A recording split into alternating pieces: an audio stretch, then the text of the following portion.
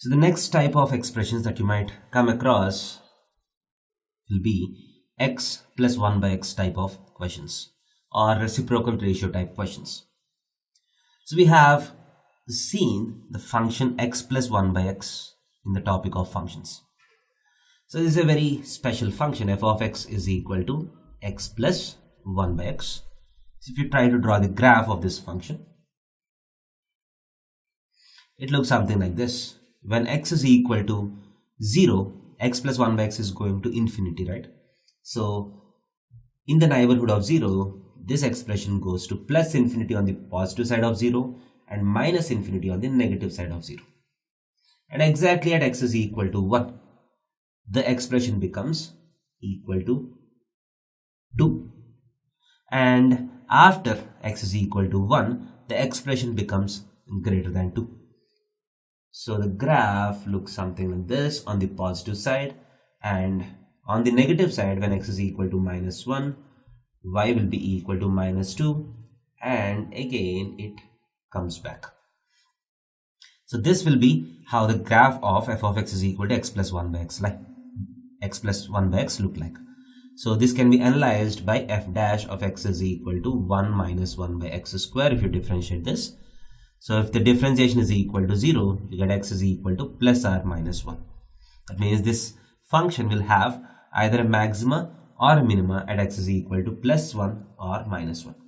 And at x is equal to plus 1, the functional value is 2. And when x is equal to minus 1, the functional value is minus 2.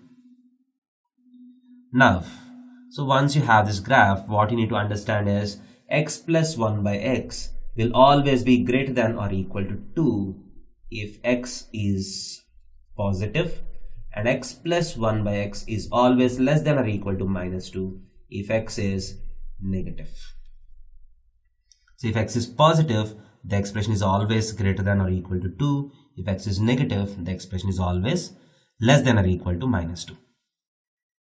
And between 0 to 1, if x is in between 0 to 1, it covers all the values from 2 to infinity.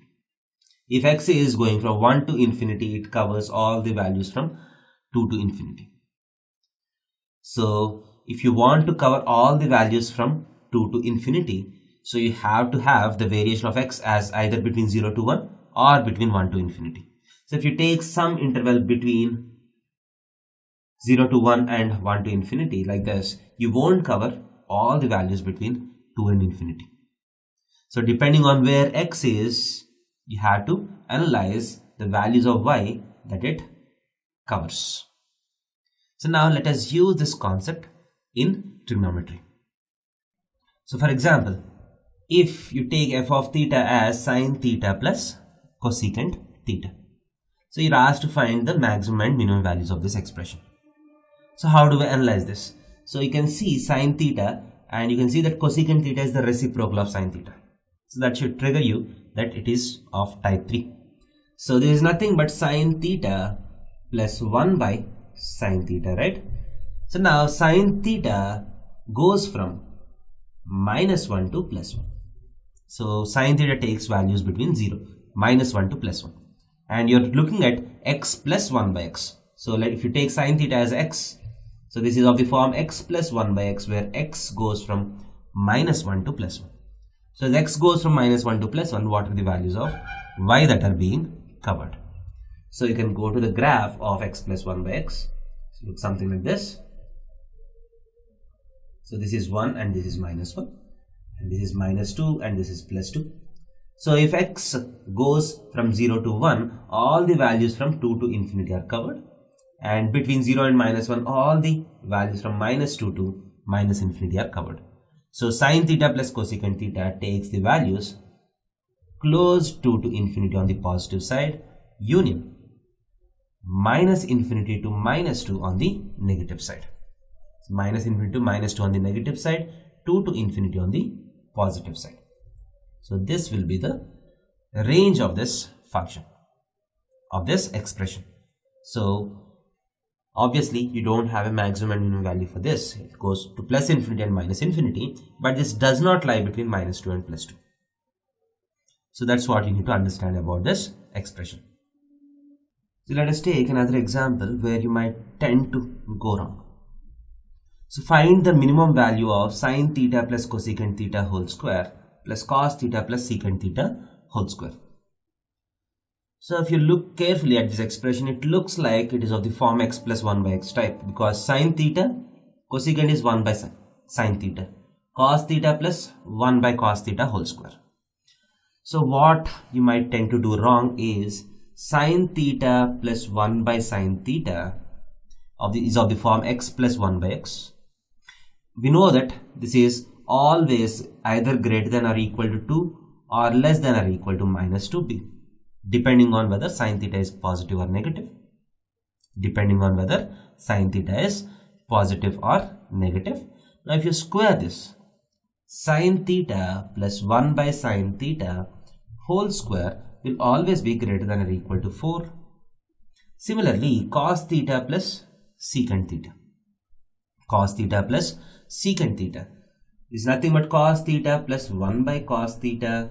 This is also greater than or equal to 2 or less than or equal to minus 2. So cos theta plus 1 by cos theta whole square is always greater than or equal to 4.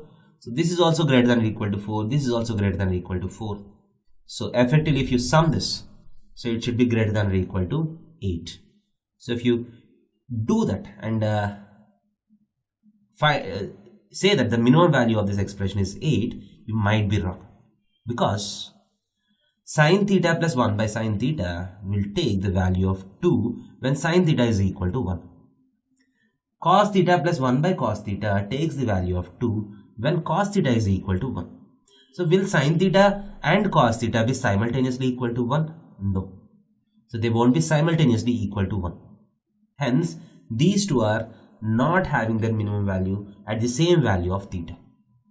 So you cannot directly add these 4 and 4 to get the answer as 8.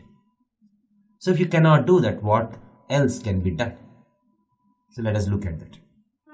So what I do in this question is, so let us expand this. So sine square theta plus cosecant square theta plus 2 sine theta into cosecant theta. Sine and cosecant gets cancelled, you get 2, plus cos square theta plus secant square theta plus 2 cos theta secant theta is 2. So this becomes equal to, you have 2 plus 2 is 4. Sine square theta plus cos square theta will always be equal to 1. So you have all these terms combinedly giving you 5. 2 plus 2 is 4. Sine square theta plus cos square theta is equal to 1. Plus secant square theta plus cosecant square theta.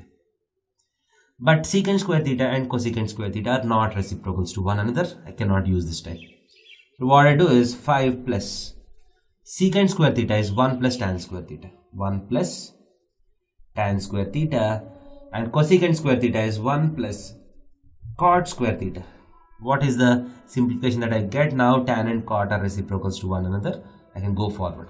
That is equal to 5 plus 1 plus 1. 7 plus tan square theta plus 1 by tan square theta, right? So if tan square theta is equal to x, so this looks like x plus 1 by x. Tan square theta plus 1 by tan square theta. So this is x plus 1 by x, where x is always positive, because tan square theta will take all the positive values. Because tan theta takes all the real values, tan square theta takes all the positive values. So if tan square theta takes all the positive values, x plus 1 by x is always greater than or equal to 2, right? So this expression is always greater than or equal to 2.